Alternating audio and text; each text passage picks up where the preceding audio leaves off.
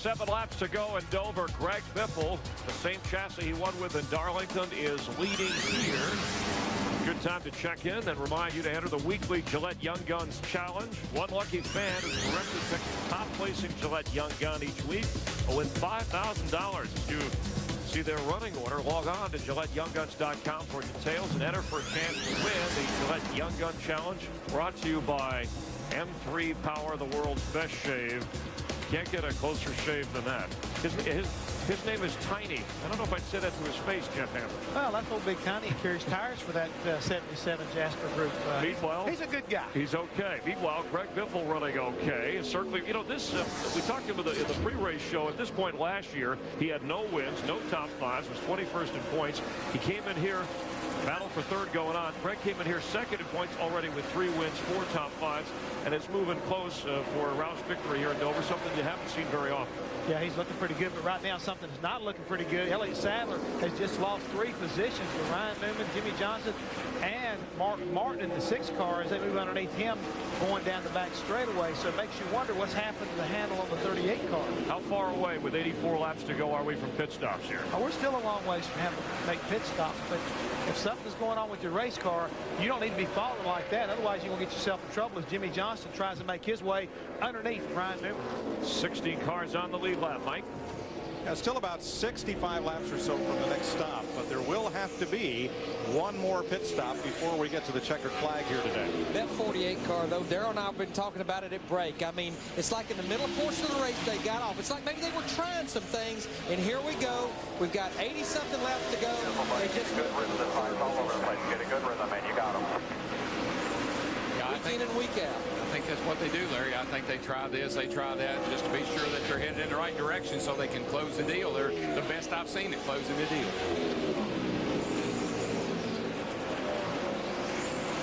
Ryan Newman running in 4th place now, just ahead of Mark Martin. Matt? Mike, the Wilden family from Pennsylvania, part of the 143,000 fans we have in attendance, and they're huge Ryan Newman fans, but not why you would think. They wanted to get a new family friend, so they went to petfinder.com. They found a shelter dog. It just so happened to be the same shelter that Ryan and Chrissy Newman do so much for as far as fundraising throughout the year, the Humane Society of Catawba County, just north of Charlotte. So the Newmans brought little Cody, an 8-month-old puppy, all the way to Dover on their airplane. They kept Cody in their motor coach over the weekend, and after the race, the Wilden family will take little Cody home. So I think even if the Newmans don't go to victory lane today, showing true championship heart here, trying to help out a little friend. Neat story.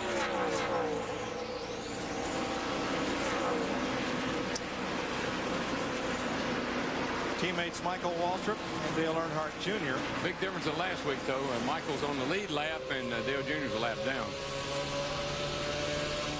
400 is the magic number. That's how many points you can be behind the leader and still make the chase for the Nextel Cup after we go to Richmond in September. And this is the halfway point. At the checkered flag today, we're halfway through those first 26 races that will determine who goes into the chase for the Cup for those final 10 races.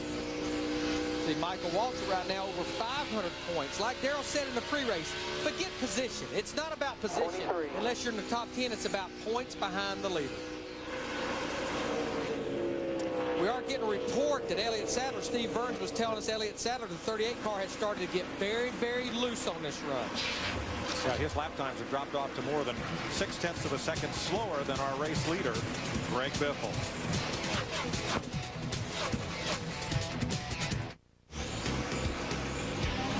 $70 laps to go in Dover. Here's a look at where the Coca-Cola Racing family are running as we look ahead to what we think will be the final pit stop of the day. That should be coming in about 35 to 45 laps, Jeff Hammond, and I think with sitting here with 16 cars on the lead lap, there'll be about 20 or 30 laps to go, and as Darrell was pointing out to me, Jeff, they'll only need part of 1 can of fuel. May we see some of the guys, especially mid-pack, roll the dice with just 2 right-side tires. Larry, I've been looking at the same thing. I figured about 25 miles to go in this race. Somebody will be on pit road to get either tires or maybe even, would you roll the dice and say gas and go? Because I'm looking at about 6.5 gallons. It'll take about 3 to 3.5 seconds to dump that amount. You know, could you take the risk and dump that gas and get off the pit road quick enough? Well, I think the one thing about it is we watched Greg Biffle in the 16, our leader, by almost 3.5 seconds. It would not be a roll of the dice for him. Get you 4 tires because you have a little cushion that you have it with your lead. Okay, you're in 2 positions here. Don't beat yourself. Remember that. The other thing is, how do I beat those other guys if I have no other? What are my options? If I do the same thing everybody else does, I'm not going to win. So what can I do to get myself in a position to steal this baby? Well, if you're Matt Kenseth, Scott Riggs, Jeff Burton, you're back there 10th, 11th, and 12th, yeah, roll the dice. You may not win the race, but you may better yourself into a top 10 finish. Well, Greg Biffle just put 1 lap down. The man who was fastest in both practices yesterday, Jeremy Mayfield. Biffle's car looking like it's running on rails, but what are they talking about? When they're coming, I'll put the hammer down. 55, 90 behind you. Still got 90 to go. 90, hold on to that hammer for a little while here. Nice and easy. Hey guys, Greg Biffle followed that up and said when he does drop the hammer, it's going to be a sledgehammer. And Darrell, before the race, we were talking about drivers wanting smaller spoilers, softer tires. Doug Richard told me this morning that has played into their hands and been the single biggest improvement for this race team, because some drivers get uncomfortable driving the cars when they dance around, but Greg Biffle loves it. Well, he proves that week in and week out. And again, it always plays into somebody's hands, whatever the rule change is. The other factor in that, Larry, that I was considering, all the testing is done in the fall and the winter for the rules for the next year. That's when the tracks have the most grip. That's when the air is the best for making downforce. So when you get into the summer months, it's not going to be quite as good as you thought it was going to be. You know, Mike, you just made the point that he just put Jeremy Mayfield down in the 16th position of Dodge. Really and truly here today, we've only had 2 Dodges that have performed well, and that's been the Penske Dodges of Ryan Newman and Rusty Wallace. The Ganassi Dodges, the Evernham Dodges, they pretty much have struggled since the drop of the green flag. Seemed like they were good in practice, but they don't seem to be able to run good in the race. True. Newman and Wallace still in the top 6.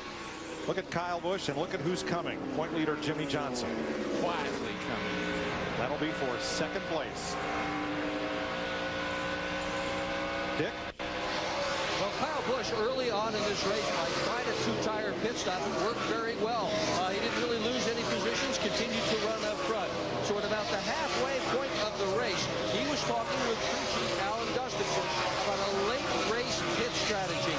And Busch said this car loves 2 tires.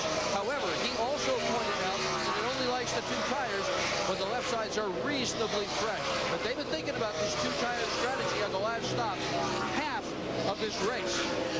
And of course, Dick, those left sides will have about 80 or 85 laps on them. And the handling characteristics of your car, Darrell, you normally know if your car's a little loose, 2 right side tires only may make that car better. If your car is pushing, just the 2 right side tires may make it push, shove the nose more.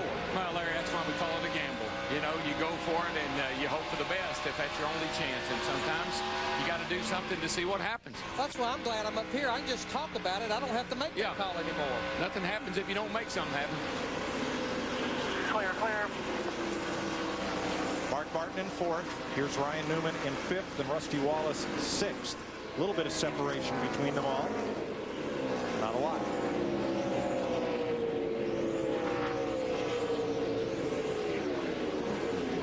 As you said, Larry, these are the 2 Dodges that have run well today. And Rusty's been solid since the drop of the green flag. In fact, I've been watching the score monitor here. Not this particular lap, but the last 2 laps before this. He ran quicker than our leaders have been running. And Darrell, Elliott Sadler has led the most laps today, 128. But now as we get into the countdown laps, Sadler's backing up. He's in 7th. Yeah, you're supposed to save your best for the last. And it looks like they may, unless they got a bag of tricks in there, they better do something. Solid run for Brian Vickers, 8th place. Has been solid all day long. This team, a lot like Kyle Busch, we talked about it earlier, they just keep getting better and better. But just to go back to that pit stop, even though these stops are scheduled about 30 laps from now, what will happen, you'll see a monkey see, monkey do. Once cars start peeling off the pit road, then you'll see the other cars not far behind, not wanting to give up those time. Those other cars will be on fresh tires. I'd be real interested to see as we watch Kurt Busch, who rounds out the top 10. If Kyle Busch pits first and takes just 2, then what does everybody else do? Well, the other downside to pitting first is what if there's a caution? No matter what you do then. So I'd want to stay out there as long as I could and be the biggest monkey I could so I could see the most.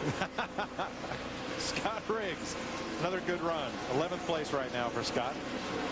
And Jeff Burton has been on the lead lap all day, has flirted with the top 10. His singular Chevy is the 12th place car. Pretty much the class of the children's cars today, although Dave Blaney had a good run going when he was involved in that crash on the backstretch. Jeff Hammond. Mike, early this morning, I passed Jeff Burton going to the garage area. He told me, my car is junk right now, Jeff. We've got to make some adjustments and see if we can get this number 31 Chevrolet on track for today. Because he said, you know how this place can be, Jeff. If we don't get this thing working better, it's going to be a long, miserable day out there. And right now, they've got it working pretty good. Here's Tony Stewart, who is 14th. The last car on the lead lap is Michael Waltrip in 15th position. Estimated stop at lap 380 with 20 to go. And we're closing in on that final pit stop.